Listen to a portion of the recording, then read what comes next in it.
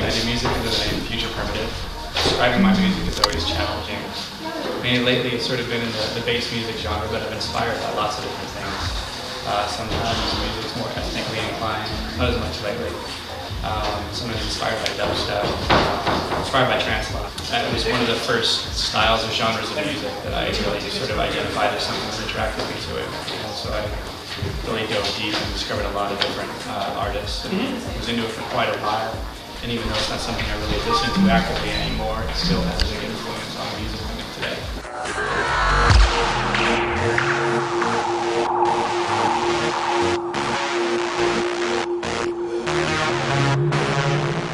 The last few years, we've been in a lot of different places, we've been pretty much all across the States. We've been to England and Scotland and Italy, Croatia, Ukraine. We're doing right now is the Spangle Masquerade Tour, and I'm traveling with them for the extent of the tour. It goes, I think this is our 5th show on the tour, and it goes through May 18th.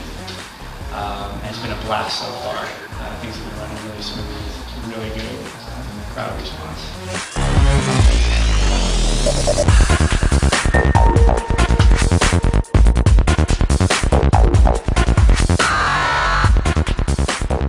It's made by a company called Source Audio, and it's called a hot hand, and it's essentially a ring that connects to your computer more or less via Bluetooth.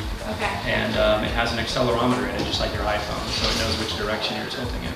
And you can set it up to essentially control anything on your computer, whether it be MIDI data, so you can control music, you can control lighting if you wanted. I don't always travel with it. I don't actually have it with me set up for this particular show, but it's something I've had a lot of fun with. I like gestural-based controllers because you can, once you do it enough and are exaggerated, the crowd can tell you're actually doing something with your hands besides just hyping the crowd. You're actually controlling some aspect of the music that they're hearing.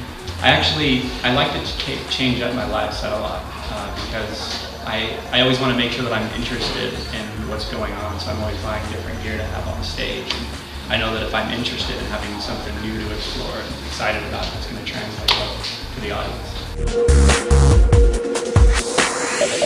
Well, just because it's one of those events that has a big reputation even among the performers.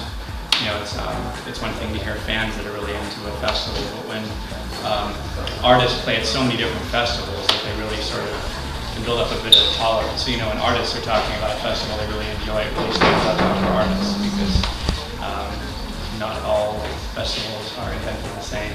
There are definitely some that are better than others, and Wakarusa definitely sounds like that.